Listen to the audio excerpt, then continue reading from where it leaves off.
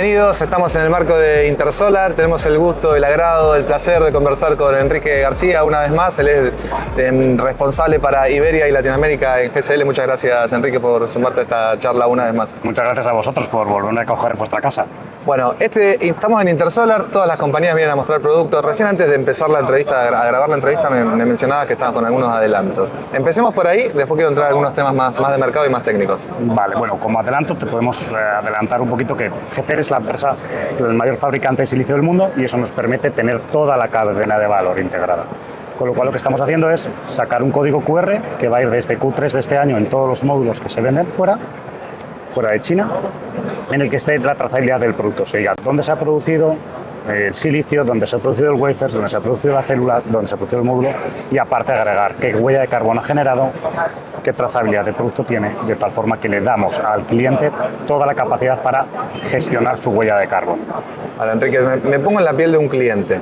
Me imagino muy lindo, Enrique, todo lo que me estás contando de la trazabilidad, pero lo que me interesa es el precio.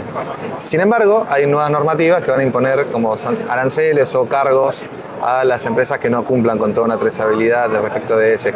¿Cómo va a impactar en ese momento? O sea, ¿se están preparando para ese momento? Bueno, ¿y cómo va a impactar? Bueno, fundamentalmente ese momento nos va a llegar por leyes que nos van a obligar a cumplir menores emisiones, tener una trazabilidad completa, y porque la banca va a dejar de financiar a los proyectos que no lo tengan. Entonces, vamos a estar atados de una forma u otra. O sea, el instalador, el EPCista, va a tener que apostar por una reducción de huella de carbono y por una trazabilidad de producto. Esto ya es un hecho en la banca americana y mayormente en la banca europea. Y los gobiernos, evidentemente, van cambiando las leyes. En Europa ya tenemos una ley que se activa el 1 de enero del 2026, en el que ya la huella de carbono importa muchísimo e incluso podría afectar en él. ¿En Latinoamérica? ¿Lo ves próximo? No lo veo tan próximo, pero sí que es cierto que ya empieza a haber algún movimiento asociativo que empieza a empujar por esto. Enrique, ¿y ves que las empresas están todas yendo en esa dirección? ¿Se van a empezar a integrar en toda la cadena de valor, como recién estaban mencionando? ¿Qué impacto va a tener? ¿O simplemente exigir a los proveedores esta huella de carbono? ¿Ves algún cambio de tendencia en ese sentido? Bueno, yo creo que, para empezar, los grandes fabricantes están utilizando cada vez más energías renovables en sus plantas de fabricación, lo cual es, evidentemente, reducimos la huella de carbono. Segundo, están todas las grandes empresas siguiendo este marco de proveer huella de carbono y demás, y el que no esté integrado y no tenga la capacidad de darlo, su producto no va a ser financiado, con lo cual no va a quedar otra. O sea, tienes que conseguir dar esta información antes o después. Ahora, todas estas inversiones o cambios y tendencias se dan en un contexto también de baja de precios y empresas vendiendo incluso por debajo del coste, que es un poco el comentario general de Intersolar cada vez que empezás a hablar con los fabricantes. ¿Qué está viendo cuánto tiempo aguanta el mercado en este contexto? Una pregunta que hacíamos siempre cuando conversábamos con los actores de la industria es cómo puede ser que sean, digamos, no tantas compañías que puedan de alguna manera, no sé si acordar o si es lo prolijo, lo elegante para decirlo, pero de alguna manera intentar ver cómo llevar el precio hacia adelante, o que surja una OPEP de la fotovoltaica, digo, lo que sea. Pero ¿cuánto tiempo puede sostenerse un sector trabajando a pérdida? ¿Cuál es el motivo para el cual una empresa trabaja a pérdida? Bueno, yo creo que al final nos vamos a una ecuación muy facilita: oferta y demanda. Durante muchísimos años este ha sido un mercado de demanda. Ha aumentado la demanda y había poca oferta. A la luz de esto, han aparecido nuevas empresas. Hemos aumentado la oferta. Llega un momento en que la oferta es de 10 a 6. O sea, estamos en 1 tera de oferta y en 600 gigas de demanda. Okay. Entonces, tenemos mucho espacio en el que hay fabricantes que quieren vender, están bien integrados, fabricantes que están menos integrados, fabricantes que tienen poco track record. Entonces, evidentemente, va a haber una desaparición de jugadores y una reducción de capacidades, porque no tiene sentido que estemos con capacidades de 100 gigas, 120 gigas y nuestra producción real esté en 40, 50. Es un poco la lista de Tier 1 está. Soy el número 1 en Tier 1, sí tengo capacidad de fabricación de 100 gigas. Ya, pero tu capacidad, ¿cuál ha sido tu fabricación real? Es un poco esto. Entonces, va a haber desaparición de jugadores. ¿Cuán dramático va a ser? Es decir, ¿va a desaparecer mucho y se va a concentrar en 5, 6, 10, 20? Hombre, lo ideal sería que la concentración fuese en 10, 20. Sí. Desaparezcan los que menos capacidad tienen. Al final es que si tú no estás integrado, tú tampoco vas a ofrecerle un servicio adecuado a tu cliente. Eso por un lado. Y segundo, estamos aguantando a pérdidas muchísimas empresas. Cuanto menos integrado estés, más pérdidas estás llevando. Entonces, ¿qué es importante para el cliente?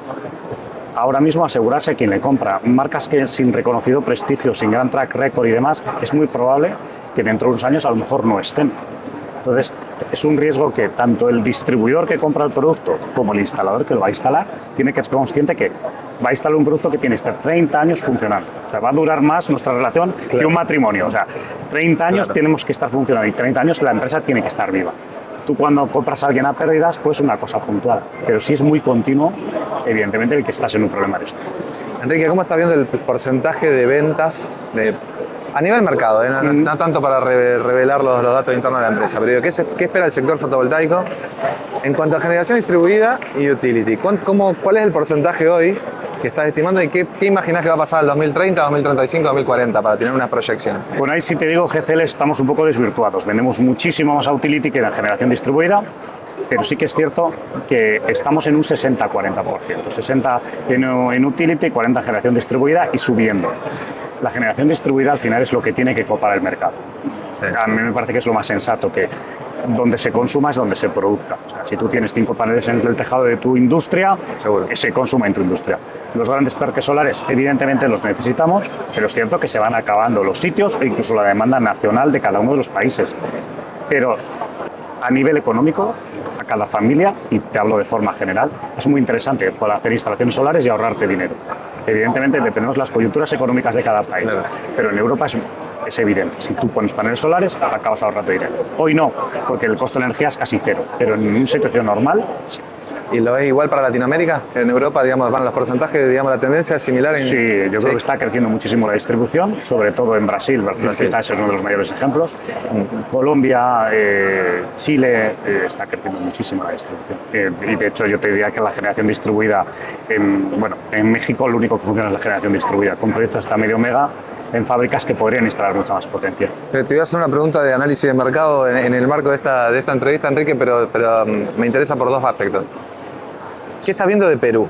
Digamos, ¿despegó, va a despegar, no despega nunca? ¿Qué va a pasar con Perú? Y si realmente el año que viene puede haber actividad, y te decía el chiste porque estamos analizando ver qué es lo que se viene para el año que viene y un poco orientar las actividades. Entonces, te preguntarte por Perú, ¿cómo lo estás viendo?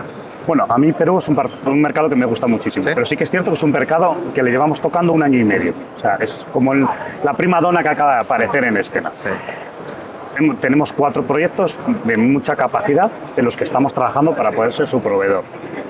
Vemos interés en desarrollo, vemos muy interesante la interconexión con Ecuador.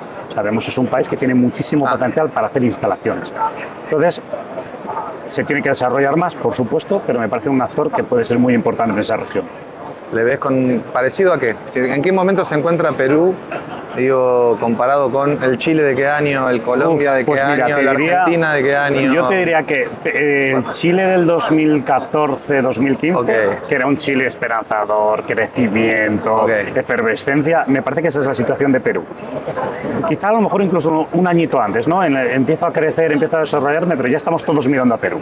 Entonces es muy probable que haya cada vez más desembarco de desarrolladores, EPCistas y demás, que se empiece a crear una industria solar en el país.